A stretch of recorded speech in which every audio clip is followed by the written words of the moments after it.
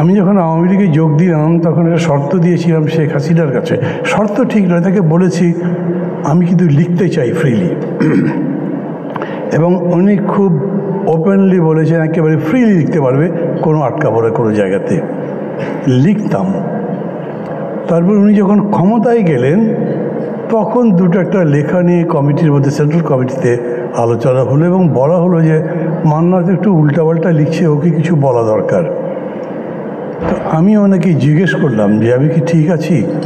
কারণ না, ঠিক পুরোপুরি কীরকম করে আছো? আমি তো সবই ভালো কাজ করছি, সমালোচনা করো কেন? আপনাদের বোঝার জন্যে বলছি, যিনি এক নম্বর মানুষ বলে না মাছের পচন ধরে মাথা থেকে, উনি যদি ক্ষমতায় যাবার পরে এরকম বদলে যান, তো বাকি আমাদের কাছ থেকে এসব অঙ্গীকার নিয়ে লাভ কী হবে আপনাদের? আমি যদি একদম ফোকাস থাকি তাহলে এটা বলবো যে আমাদেরকে ওই জায়গাটা ধরতে হবে। যিনি এই কাজগুলো করবেন তার থেকে অভিজ্ঞতা নেন, তার থেকে কমিটমেন্ট নেন। এবং আমি বলেছি আমার কাছ থেকে নিয়ে লাভ হবে না। এই সরকার চলে যাওয়ার পরে কারা আসবেন? আগামী অন্তত 5 বছর গণতান্ত্রিকভাবে দেখলে তো তারাই দেশটা চালাবে, তারাই এই গণমাধ্যমের স্বাধীনতা নিশ্চিত করবে, তারাই এই দেশের গণতন্ত্র নির্মাণ করবে, তারাই এদেশের অর্থনীতি সহ সামগ্রিক বিষয়গুলো নির্মাণ করবেন। এবং সেই ক্ষেত্রে সবার বুঝতে হবে politics is the commander, rest মানে ধরেন কালচার বলেন, সাংবাদিকতা বলেন, স্পোর্টস বলেন, যাই বলেন, অল আর কমান্ডেড।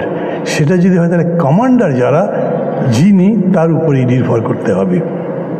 আগামী 5 বছরের জন্য কারা দায়িত্ব পাবেন বোঝা যায় তো নাকি?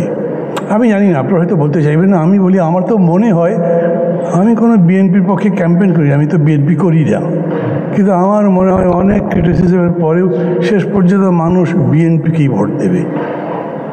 তো এই জবাব সবচাইতে ভালো কে দেবেন? এখানে মির্জা ফখরুল ভাই আছেন। তারপরে চাপাচ্ছি না, বাট রিয়ালিটি হচ্ছে যে তারা কি করবেন ভবিষ্যতে সেটা ভাবতে হবে। এখন ধরেন আমি মির্জা ফখরুল ইসলাম আলমগীর, আমাকে যদি এই কথা বলেন আমি কি বলবো? আমি বলবো আপনারা যতগুলো কথা বলেছেন সবগুলো রাজি আছি, ক্ষমতায় যাওয়ার পরে এগুলো এক এক করে করব। এবং তারপরে শেখ হাসিনার যে উদাহরণটা বললাম, তার জন্যে আপনাদের অপেক্ষা করতে হবে। আমরা যখন বলি যে সাংবাদিকতা বা সাংবাদিকরা হচ্ছেন ওয়াচডগ, তখন এটা মিন করে কি? The dog is after their, মানে যাকে তারা ওয়াচ করবে তার পেছনে থাকে, অ্যান্ড ফাইটস অল দ্য জীবন গড়তে চাই আমরা, যে রাষ্ট্র গড়তে চাই আমরা, যেভাবে গণতন্ত্র নির্মাণ করতে চাই, সেটা কোনো সময়ের জন্যে সংগ্রাম ছেড়ে দিয়ে নির্মাণ করা যাবে না। এই সংগ্রাম মানেই বৈরিতামূলক হবে কিনা, এই সংগ্রাম মানেই বিদ্বেষপূর্ণ হবে কিনা, নাকি সেটা শান্তিপূর্ণভাবে সহযোগিতার মধ্যে দিয়ে এগিয়ে যাবে, সেটা নির্ভর করবে পরবর্তী সময়ের উপরে। আমি মনে করি সাংবাদিকদের জন্য এইটা খুবই একটা পবিত্র বিষয় এবং তারা সেটা করতে পারেন। তারা শুধু ওয়াচ ডগ না, তারা এমনকি মাঝে মাঝে পাথ ফাইন্ডার হতে পারেন।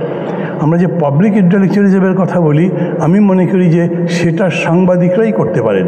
এই যে এত বড় সংস্কার গেল, এই সংস্কারের মধ্যে আমাদের মিডিয়াগুলো কী ভূমিকা রেখেছে? এখনও যেগুলো আপনারা বলছেন, নিজেদের দাবি দেওয়ার কথা বলছেন, তো এটা যারা ক্ষমতায় যাবেন তাদের কাছেই বলবেন। বর্তমান সরকারের কাছে এগুলো বলে আর লাভই নাই। এগুলো সম্পর্কে আমার অভিজ্ঞতা আছে। কিছুদিন আগে প্রথম আলোতে একটা এই ব্যাপারে সেমিনার হয়েছিল। যারা সংস্কার কমিশনের দায়িত্বে ছিলেন তার মধ্যে কামাল আহমেদ সাহেবও ছিলেন, সম্ভবত উনি এই কমিশনের খুবই একটা গুরুত্বপূর্ণ দায়িত্বে ছিলেন, মেবি চেয়ারম্যান ও সামথিং। উনি নিজেও খুব হতাশা ব্যক্ত করেছিলেন। এখন আর হতাশা ব্যক্ত করে লাভ নেই। ফরওয়ার্ড লুকিং যদি হই তাহলে আমাকে বুঝতে হবে আমি যা বলেছি, যা নির্ধারণ করেছি, সেটা অর্জনের জন্য আমাকে সংগ্রামটা কোন পথে করতে হবে।